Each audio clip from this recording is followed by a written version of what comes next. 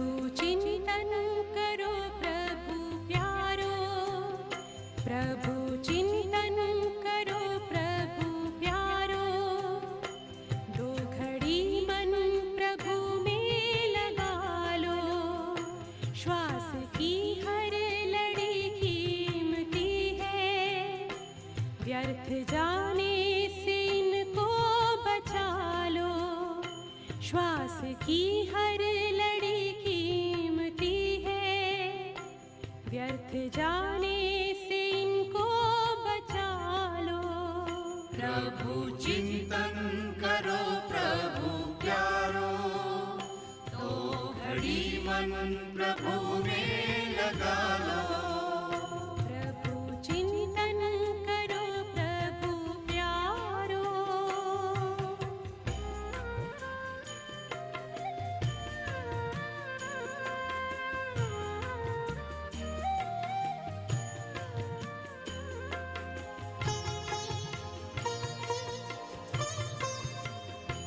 हर तरफ से बुद्धि हटा गए, देखो परमात्मा में लगा गए।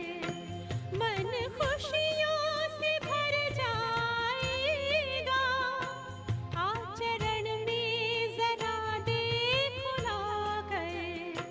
ज्ञान मंथन करो दुलारो, ज्ञान का दीप फिर से जला लो। प्रभु चिंतन करो प्रभु प्यारो, तो घड़ी मन प्रभु में लगा लो।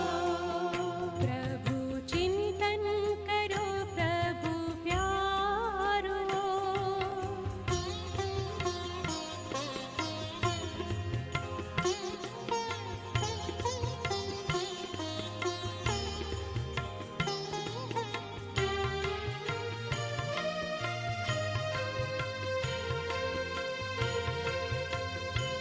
अपने अंतर की ज्योति जगा लो, प्रेम शांति की किरणें फैलाओ। ये जन्म अब सफल हो तुम्हारा, अपने जीवन को सुखमय बना लो। आत्मचिंतन करो दुलारो, प्यास जन्मों की अपनी बुझा लो। प्रभु चिंतन करो प्रभु प्यारो, तो घड़ी मन प्रभु में लगा लो। प्रभु चिंतन करो प्रभु प्यारो, दो घड़ी मन प्रभु में लगा लो। व्यर्थ जाने से इनको बचा लो, व्यर्थ जाने से इनको बचा लो। व्यर्थ जाने से इनको बचा लो, व्यर्थ जाने से इनको बचा लो। ओम शांति। 12 फरवरी 2021 बाबा के महावाक्य हैं। बाबा समझाते, मीठे बच्चे, तुम्हें कमाई का बहुत शौक होना चाहिए। इस पढ़ाई में ही कमाई है। प्रश्न है, ज्ञान के बिगर कौन सी खुशी की बात भी विघ्न रूप बन जाती है। बाबा समझाते, साक्षात्कार होना ये है तो खुशी की बात, लेकिन अगर यथार्थ रूप से ज्ञान नहीं है तो और ही मूंझ जाते हैं। समझो किसी को बाप का साक्षात्कार हुआ, बिंदु देखा तो क्या समझेंगे, और ही मूंझेंगे। इसलिए ज्ञान के बिगड़ साक्षात्कार से कोई भी फायदा नहीं है। इसमें और ही माया के विघ्न पड़ने लगते हैं। कईयों को साक्षात्कार का उल्टा नशा भी चढ़ जाता है। तो बाबा कहते हैं कईयों का फिर क्या होता है कि एक बारी साक्षात्कार हुआ तो उन्हें रहेगा बस अब हर बारी हमें साक्षात्कार ही होता रहे। तो बाबा कहते उल्टा नशा ही चढ़ जाता है। या कई बार कोई सोचता है अब बस हमें तो साक्षात्कार हो गया, हम तो धन्य धन्य हो गए, बस अभी हमें और कुछ करने की ज़रूरत ही नहीं है। तो बाबा कहते ऐसे उल्टा नशा भी चढ़ जाता है। तो साक्षात्कार में भी माया अनेक तरह से विघ्न डालती है। गीत है तकदीर जगाकर आई हूँ। ओम शांति।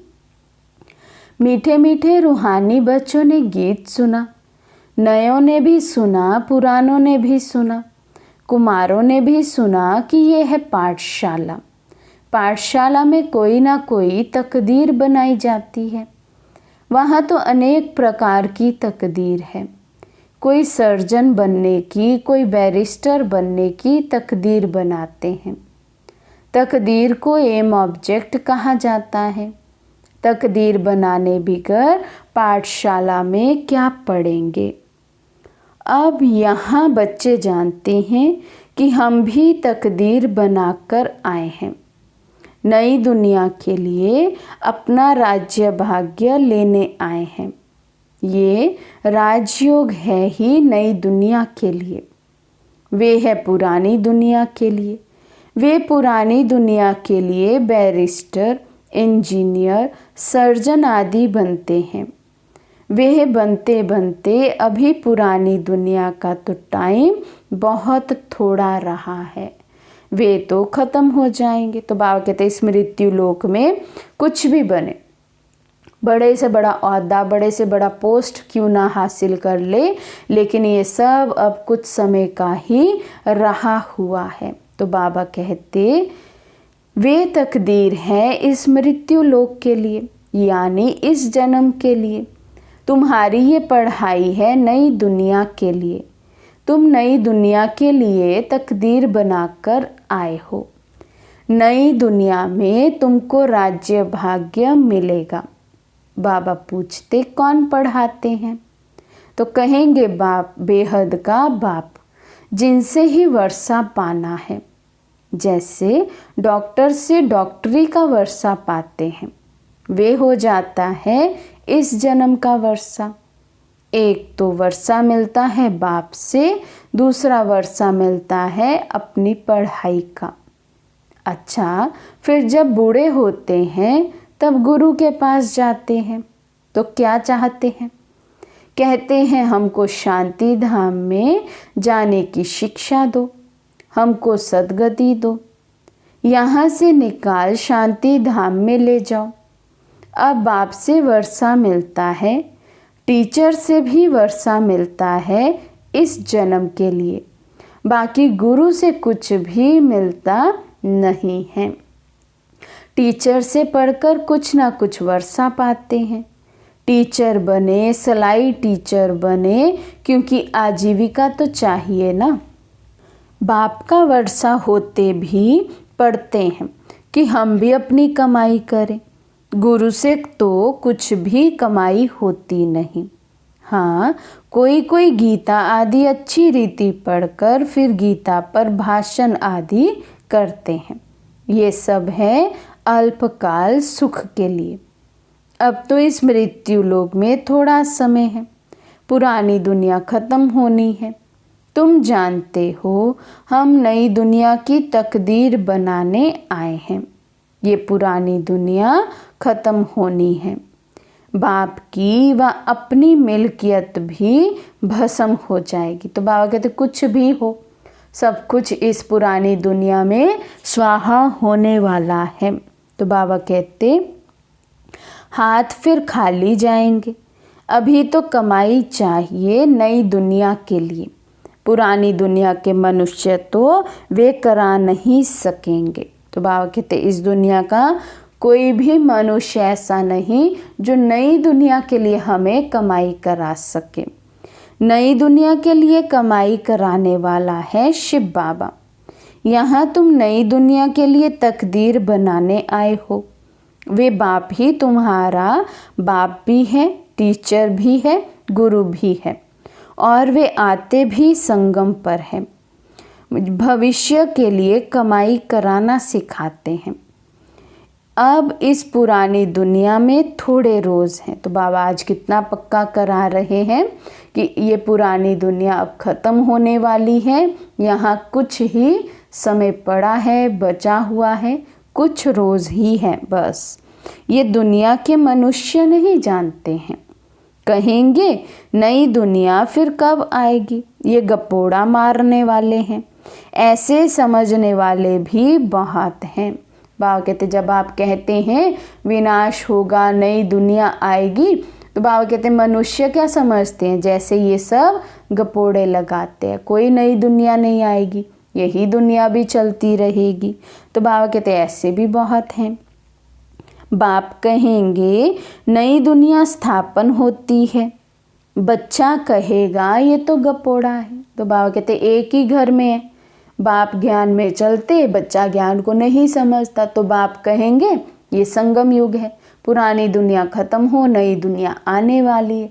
और बच्चा जो ज्ञान में नहीं चलता है, नहीं समझता है, वो कहेगा कि ये तो गपोड़ा लगाते हैं। तो बाबा कहते तुम बच्चे समझते हो नई दुनिया के लिए ये हमारा बाप टीचर सतगुरु है। बाप आते ही है शांति धाम सुख धाम में ले जाने, कोई तकदीर नहीं बनाते हैं, गोया कुछ भी समझते नहीं हैं। एक ही घर में स्त्री पढ़ती है, पुरुष नहीं पढ़ेगा, बच्चे पढ़ेंगे, माँ बाप नहीं पढ़ेंगे, ऐसे होता रहता है। बाबा कहते ज़रूरी नहीं है पूरे के पूरा घर और परिवार सब ज्ञान में चल पड़े। किसी की स्त्री पढ़ेगी तो पति नहीं पढ़ेंगे, बच्चे पढ़ेंगे तो माँ बाप नहीं पढ़ेंगे। बाबा कहते ये सब तो होता रहता है। शुरू में कुटुंब के कुटुंब आए, परंतु माया का तूफान लगने से आश्चर्यवत सुनंती कथनती बाप को छोड़ चले गए। गाया हुआ भी है आश्चर्यवत सुनंती बाप का बनेंगे, पढ़ाई पढ़ेंगे फिर भी हाय कुदरत ड्रामा की। बाप खुद कहते हैं हाय ड्रामा, हाय माया। ड्रामा की ही बात हुई ना। स्त्री पुरुष एक दो को डाइवोर्स देते हैं, बच्चे बाप को फारकती देते हैं। यहाँ तो वे नहीं हैं, यहाँ तो डाइवोर्स दे ना सके। बाप तो आए ही हैं बच्चों को सच्ची कमाई कराने। बाप थोड़े ही किसी को खड्डे में डालेंगे, बाप तो है ही पतित पावन रहम दिल। बाप आकर दुख से लिबरेट करते हैं और गाइड बन साथ ले जाने वाले हैं। ऐसे कोई लौकिक गुरु नहीं कहेंगे मैं तुमको साथ ले जाऊंगा। ऐसे गुरु कभी देखा, कभी सुना? गुरु लोगों से तुम पूछो, इतने आपके जो फॉलोअर्स हैं, तुम शरीर छोड़ जाएंगे फिर क्या इन फॉलोअर्स को भी साथ ले जाएंगे? ऐसे तो कभी कोई नहीं कहेगा कि मैं फॉलोअर्स को साथ ले जाऊंगा। ये तो हो ना सके, क्योंकि बाबा कहते किसी भी मनुष्य में तो ये शक्ति ही नहीं है कि किसी की वे सदगति कर दे, किसी को अपने साथ ले जाए। उल्टा बाबा कहते वे तो गुरु लोग भी, उनकी सदगति भी आकर शिव बाबा को ही करनी पड़ती है, उनका भी उद्धार बाबा को आकर करना पड़ता है। तो बाबा कहते ये तो हो ना सके, कभी कोई कह ना सके कि मैं तुम सबको निर्वाण धाम व मुक्ति धाम में ले जाऊंगा। ऐसा प्रश्न कोई पूछ ना सके कि हमको आप साथ ले जाएंगे। शास्त्रों में है भगवानुवाच मैं तुमको ले जाऊंगा। मच्छरों सदृश्य सब जाते हैं। सतयुग में तो मनुष्य थोड़े होते हैं, कलयुग में तो ढेर मनुष्य हैं। शरीर छोड़ बाकी आत्माएं हिसाब किताब चुकतू कर चली जाएंगी। भागना ज़रूर है, इतने मनुष्य रह ना सके। तो बाबा कहते जाना तो सभी आत्माओं को है परम धाम, यहाँ पर कोई भी रहेगा नहीं। और सतयुग में तो बाबा कहते वैसे भी मनुष्य आत्माएं कितनी कम हैं। तुम बच्चे अच्छी रीति जानते हो, अभी हमको जाना है घर, ये शरीर तो छोड़ना है। आप मुए मर गई दुनिया, अपने को सिर्फ आत्मा समझ बाप को याद करना है। ये पुराना चोला तो छोड़ना है। ये दुनिया भी पुरानी है। जैसे पुराने घर में बैठे हुए नया घर सामने तैयार होता रहता है तो समझेंगे हमारे लिए बन रहा है। बुद्धि चली जाएगी नए घर तरफ। वैसे ही बाबा कहते अब आप सबकी बुद्धि में क्या रहना चाहिए, अब तो हम चले नई दुनिया में। ये पुरानी दुनिया बस अब ख़त्म हुई की हुई। तो बाबा कहते ये है बेहद के दुनिया की बात। पुरानी दुनिया से ममत्व मिटाना है और नई दुनिया में लगाना है। जानते हैं ये पुरानी दुनिया तो ख़त्म हो जानी है। नई दुनिया है स्वर्ग, उसमें हम राजाई पद पाते हैं। जितना योग में रहेंगे, ज्ञान की धारणा करेंगे, औरों को समझाएंगे, उतना खुशी का पारा चढ़ेगा। बड़ा भारी इम्तिहान है। हम स्वर्ग का 21 जन्म के लिए वर्षा पा रहे हैं। साहूकार बनना तो अच्छा है ना, बड़ी आयु मिली तो अच्छा है। सृष्टि चक्र को याद करेंगे। जितना जो आप समान बनाएंगे उतना फ़ायदा है। बाबा कहते सृष्टि चक्र बुद्धि में घूमता रहे और अन्य आत्माओं को आप समान बनाते रहेंगे तो ही फ़ायदा है। राजा बनना है तो प्रजा भी बनानी। तो राजा बनना है, बाबा कहते ऐसे थोड़े बन जाएंगे। राजा के पीछे कितनी प्रजा भी चाहिए, दास दासियाँ चाहिए, रॉयल फैमिली चाहिए, उत्तराधिकारी चाहिए, सब चाहिए। तो बाबा कहते वो सब तैयार करने पड़ेंगे। तो प्रदर्शनी में इतने ढेर आते हैं, वे सारी प्रजा बनती जाएगी, क्योंकि इस अविनाशी ज्ञान का विनाश होता नहीं है। बुद्धि में आ जाएगा पवित्र बन पवित्र दुनिया का मालिक बनना है। पुरुषार्थ जास्ती करेंगे तो प्रजा में ऊंच पद पाएंगे, नहीं तो कम दर्जे वाली प्रजा बनेंगे। नंबरवार तो होते हैं ना, प्रजा में भी तो बाबा कहते नंबरवार है। तो अगर प्रजा पद भी पाना है उसके लिए भी बाबा कहते अगर उसमें ऊंच पद पाना है तो बहुत पुरुषार्थ करना होगा। राम राज्य की स्थापना हो रही है, रावण राज्य का विनाश हो जाएगा। सतयुग में तो होंगे ही देवताएं। बाबा ने समझाया है याद की यात्रा से तुम सतो प्रधान दुनिया के मालिक बनेंगे। मालिक तो राजा प्रजा सब होते हैं। प्रजा भी कहेगी भारत हमारा सबसे ऊंचा है। बरोबर भारत बहुत ऊंच था, अभी थोड़े ही है, था ज़रूर, अभी तो बिल्कुल ही गरीब हो गया है। प्राचीन भारत सबसे साहूकार था। बाबा कहते तुम जानते हो बरोबर हम भारतवासी सबसे ऊंच देवी देवता कुल के थे। दूसरे कोई को देवता नहीं कहा जाता।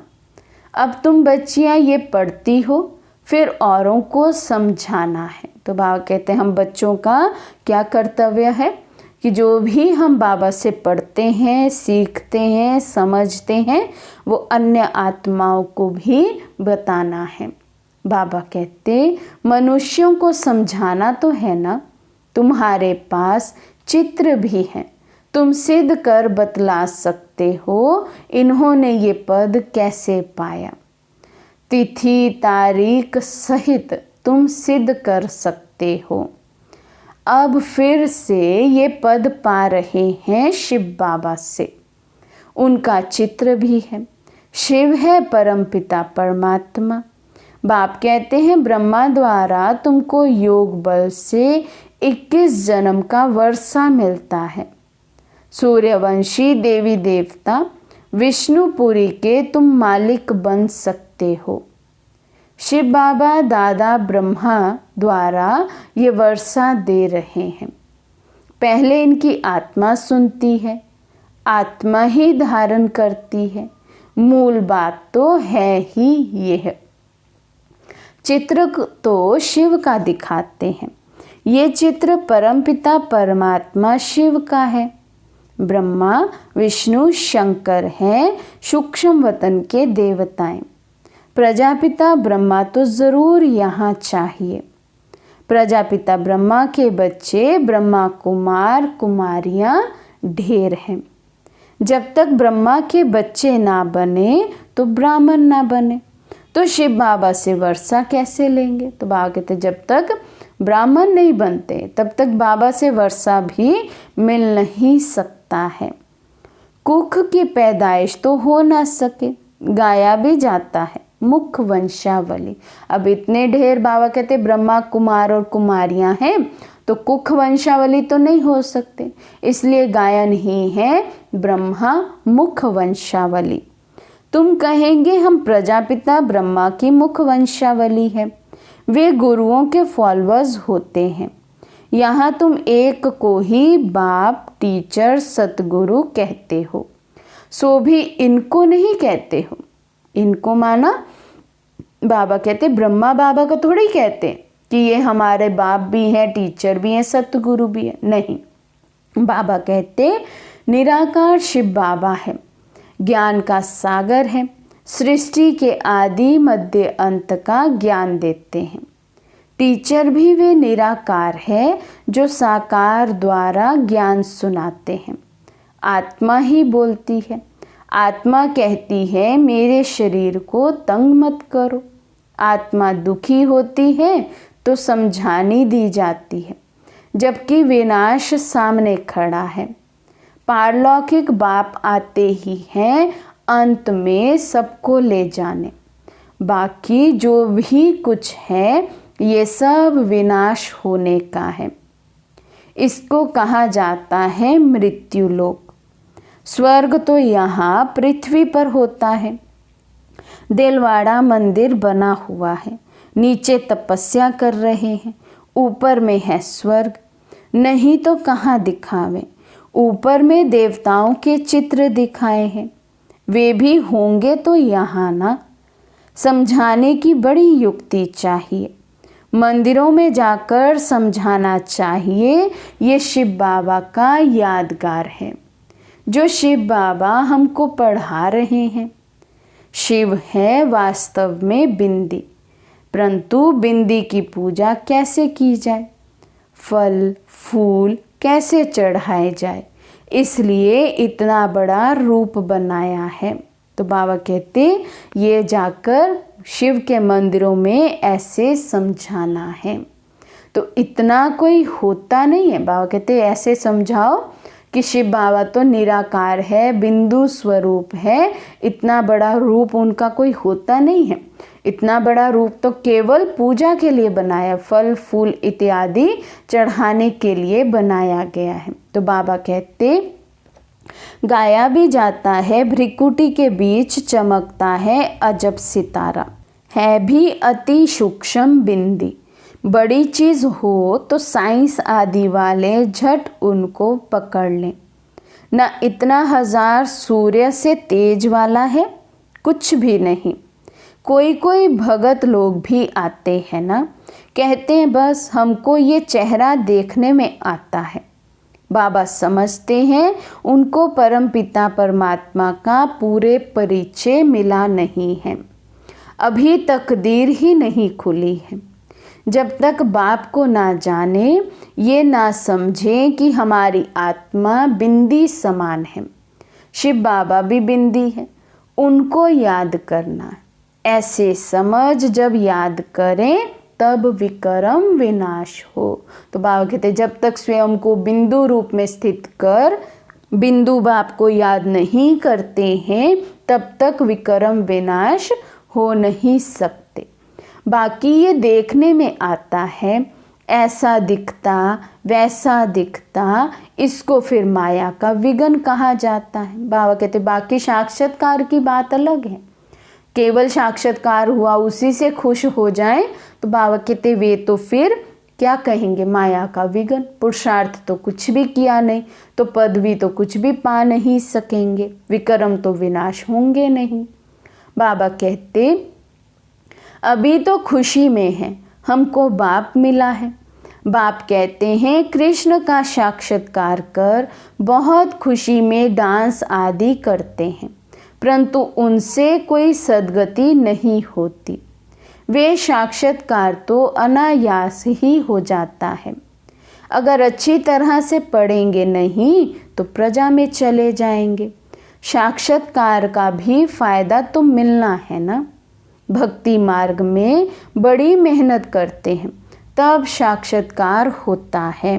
तो बाबा कहते यहाँ थोड़ी भी मेहनत करते हैं तो साक्षात्कार होता है, लेकिन फ़ायदा कुछ भी नहीं, क्योंकि बाबा ने कहा ना जैसे साक्षात्कार होगा लेकिन उसमें योग तो कुछ भी नहीं है, तो विक्रम तो विनाश हुआ ही नहीं।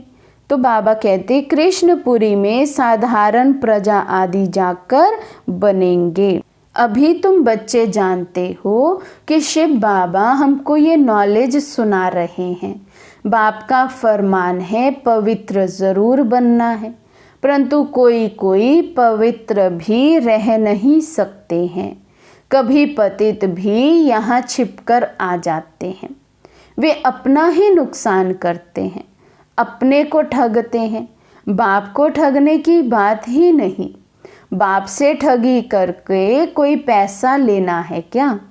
शिव बाबा की श्रीमत पर कायदे सिर नहीं चलते हैं तो क्या हाल होगा? समझा जाएगा तकदीर में ही नहीं है। नहीं पढ़ते और ही औरों को दुख देते रहेंगे तो एक को तो बहुत सजाएं खानी पड़ेंगी और दूसरा फिर पद भी भ्रष्ट हो जाएगा। तो बाबा कहते हैं अगर बाबा की श्रीमत पर नहीं चलते हैं, पवित्र नहीं रहते हैं और फिर भी यहाँ आते हैं तो बाबा कहते क्या होगा? एक तो सजा खानी पड़ेगी, दूसरा फिर पद भी भ्रष्ट हो जाएगा। तो कोई भी कायदे के विरुद्ध काम नहीं करना चाहिए। बाप तो समझाएंगे ना कि तुम्हारी चलन ठीक नहीं है। बाप तो कमाई करने का रास्ता बताते हैं, फिर कोई करे ना करे उनकी तकदीर। सजाएं खाकर वापस शांति धाम तो जाना ही है। बाबा कहते मैं तो रोज बताता रहूँगा, हर समय श्रीमत दूंगा, लेकिन फिर भी अगर कोई करे ही नहीं, नियम मर्यादा अनुसार चले ही नहीं, तो बाबा कहते फिर उनकी तकदीर। तो अंत में सजाएं खाएंगे और फिर शांति धाम चले जाएंगे। तो बाबा कहते पद भ्रष्ट हो जाएगा, कुछ भी मिलेगा नहीं। आते तो बहुत हैं, परंतु यहाँ तो बाप से वर्षा लेने की बात है। वो बाबा कहते केवल भीड़ थोड़ी इकट्ठी करनी, आएंगे तो बहुत, आते भी हैं, लेकिन बाबा कहते बाप से वर्षा कौन लेगा? जो पवित्र रहेगा, जो अपना जीवन बाबा के बताए कायदे अनुसार व्यतीत करेगा, तो बाबा कहते वही वर्षा पाएगा। बच्चे कहते हैं बाबा हम तो स्वर्ग का सूर्यवंशी राजाई पद पाएंगे। राजयोग है ना, स्टूडेंट स्कॉलरशिप भी लेते हैं ना, पास होने वालों को स्कॉलरशिप मिलती है। ये माला उन्हों की बनी हुई है जिन्होंने स्कॉलरशिप ली है।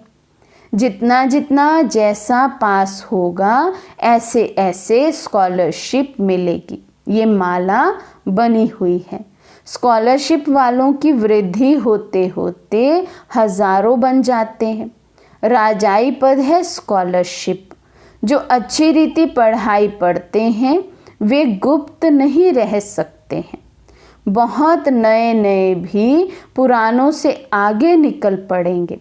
जैसे देखो कई बच्चियां आती हैं, कहती हैं हमको ये पढ़ाई तो बहुत अच्छी लगती है, हम प्रण करती हैं ये जिस्मानी पढ़ाई का कोर्स पूरा कर फिर इस पढ़ाई में लग जाएंगी, अपना हीरे जैसा जीवन बनाएंगी। हम अपनी सच्ची कमाई कर 21 जन्मों के लिए वर्षा पाएंगी। कितना खुशी होती है। जानते हैं ये वर्षा अब नहीं लिया तो फिर कभी नहीं ले सकेंगे।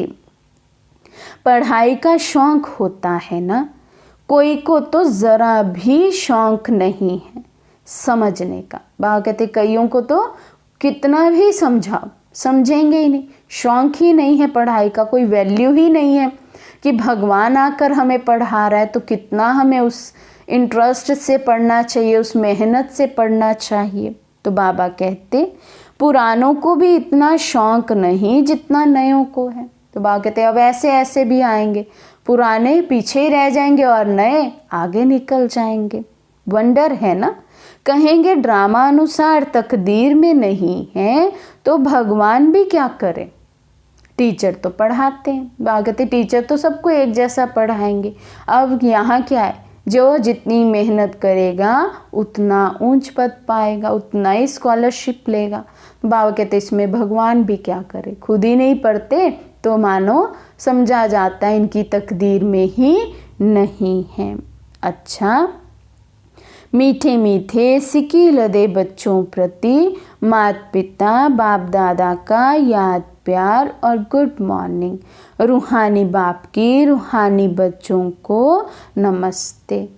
हम रूहानी बच्चों की रूहानी बाप दादा को दिलवा जान शिकवा प्रेम से नमस्ते नमस्ते नमस्ते जी। धारणा के लिए मुख्य सार। फर्स्ट पॉइंट है, अपनी कमियों को छिपाना भी स्वयं को ठगना है, इसलिए कभी भी अपने से ठगी नहीं करनी है।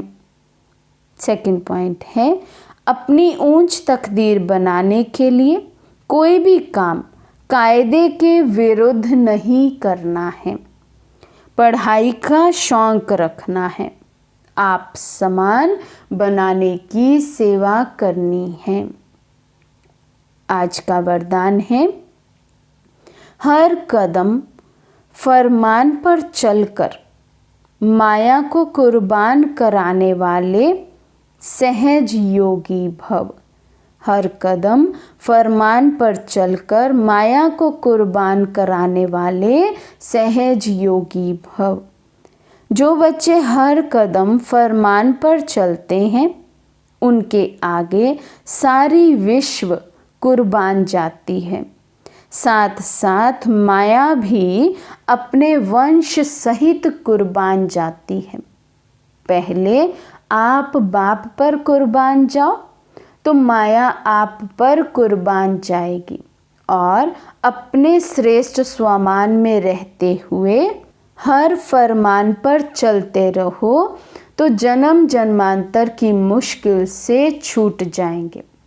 अभी सहज योगी और भविष्य में सहज जीवन होगी, तो ऐसी सहज जीवन बनाओ। तो बाबा कहते हैं अभी जितना हम बाबा पे कुर्बान जाते हैं, जितना अपने श्रेष्ठ स्वामान पर रहते हैं, जितना बाबा के बताए फरमानों को, ऑर्डर को, श्रीमत को हम प्रैक्टिकल रूप में पालन करते हैं, उतना ही बाबा कहते अभी का ये सहज योगी जीवन भविष्य में सहज जीवन वाला बन जाता है। तो बाबा कहते इसलिए बाप पर कुर्बान जाओ और सहज जीवन बनाओ। स्लोगन है, स्वयं के परिवर्तन से अन्य आत्माओं का परिवर्तन करना ही जिए दान देना है। स्वयं के परिवर्तन से अन्य आत्माओं का परिवर्तन करना ही जिए दान देना है। अच्छा, ओम शांति।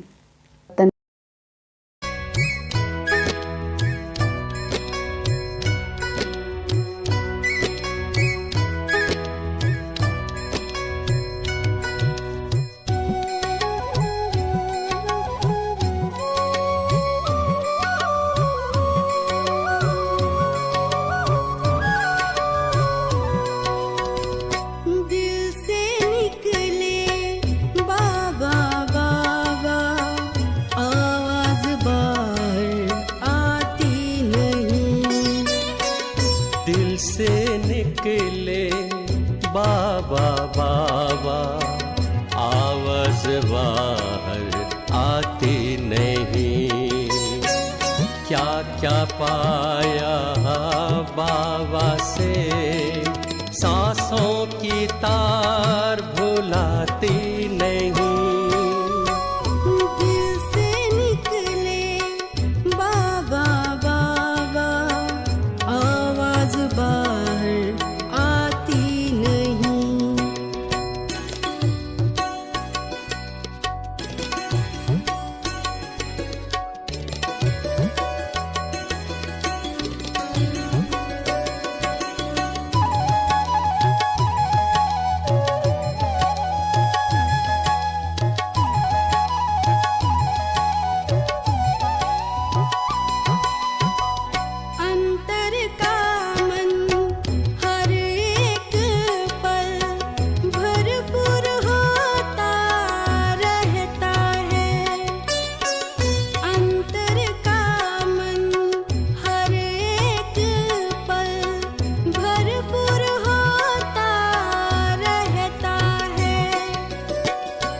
जितना पाया बाबा से, किसी से कुछ नहीं कहता है, किसी से कुछ नहीं कहता है।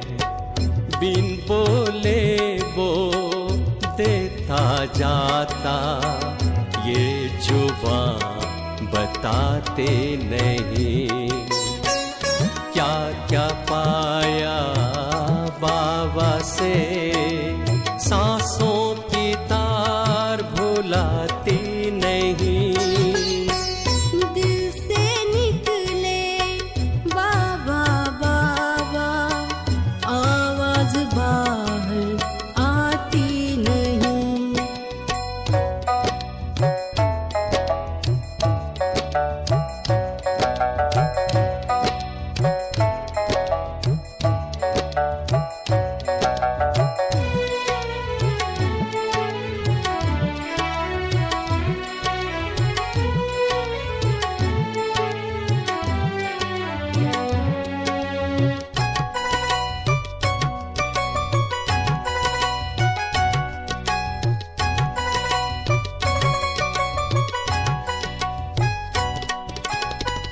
दिल के मंदिर के अंदर बाबा वाली ज्योति है। दिल के मंदिर के अंदर बाबा वाली ज्योति है। भीतर के गहरे सागर में दिल की सीप में मोती है, दिल की सीप में मोती है। उन मोतियों की माला को बाहर तो फिराती